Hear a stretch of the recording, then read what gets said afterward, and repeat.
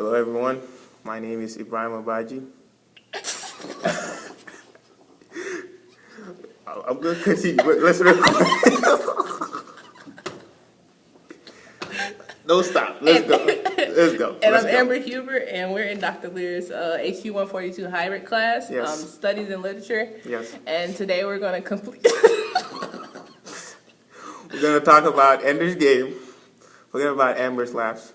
We're going to talk about Ender's Game or HU 142 hybrid. So today, Okay. so yeah, like Ebrima was saying, we had to read Orson Cart's Ender's Game. And basically, it's the story of a young guy who's basically watched by the government, and eventually they see that he possesses certain skills to be a great leader in the international fleet. So they go ahead and pursue him as a cadet, and pretty much he ends up saving the human race from these things called buggers. So Yes. And I'm going to start off by saying why Ender was distinct. Because Ender was the third, and it could be seen since when he was a child, he was under the monitor, and that symbolized his recruitment process. He was tortured by Peter, but loved by Valentine, and ultimately he was the catalyst, or like the chosen one, or whatever you can call it, for the book.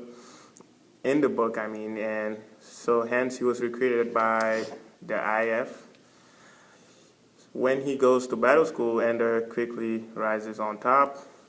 Because of his talent, he was loved and hated by the other students. This was all the strategy used by the IF. His isolation was an excellent means of taking out his full potential.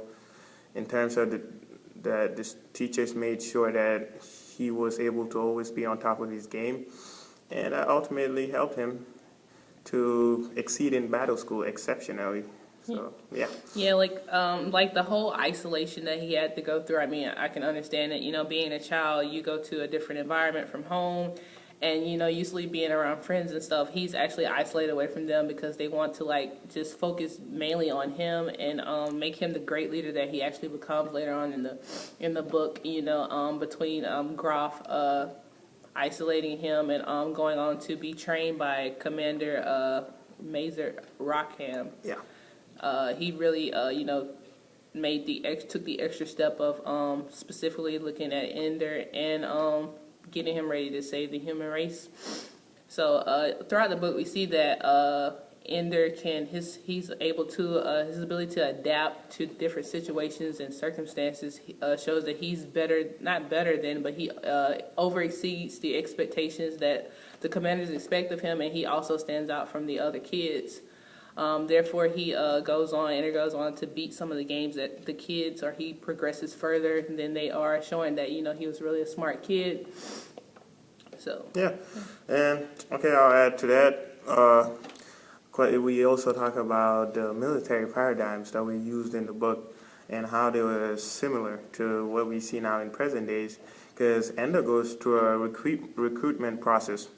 And this is similar to this that we see in modern day military systems, where soldiers who are seen as top perspectives will go through this recruitment process, be it background checks, being obstacles that they go through that we could see in this book. And so, yeah, Ender went through these challenges, like basic training in today's military. He turns out to become a great cadet.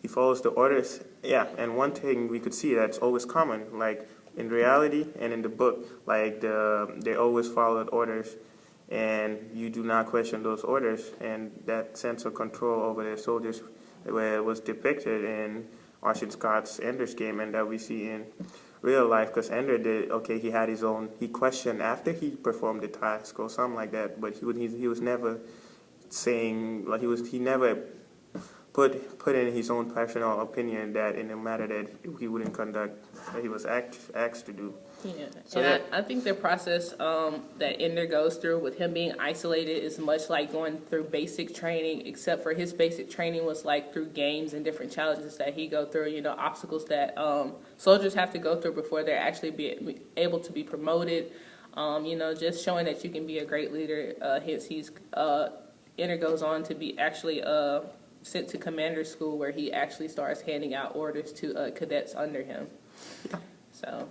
And now, chapter 15, the Speaker of the Dead. Valentine comes to Ender. We know that story, and he's like, "All right, let's go colonize, blah blah blah. You know, human race." And yeah, so okay, they knew Peter is evil, and now he's controlling Earth, and Ender can't go back. He doesn't want to go back. Peter's mean, and so they go to the bugger world, and Ender finds this whole scene created for him that he found in the game with the giants and stuff like that. So he follows that same path, and he finds the queen. The queen's what? What's it called? Is it Papa or something? Yeah. So basically, Ender's younger sister Valentine wants him to go to the bugger world, as Ebrima was saying, and basically just to search, what was there, and try to repopulate it, I guess. Ender goes on to find the queen's pupa for a bugger, and a scene set up basically just revealing from a bugger's point of view, on the war, how it all went down, and how the buggers, they didn't know that humans, were thinking beings, so they after they found out about the war, they didn't want to attack back, after they figure out what humans were capable of. And then Ender actually goes on to write a book after his findings, specifying, from the bugger's point of view, what all happened, and just telling their history, and then the difference between the two races. And he's known as the Speaker for the Dead in chapter 15. And then this book also goes on to become the religion on Earth, and then for the colonies as well. And basically at the end of the book, Ender and Valentine take kind of like this vow that they were going to go on a quest, basically searching for new spots or new colonies to put buggers and start bugger civilization, really. Yep, and that's basically it. We all know the ending, how it turned out. So that's the end of our discussion. Thank you for your time. Night. Stop.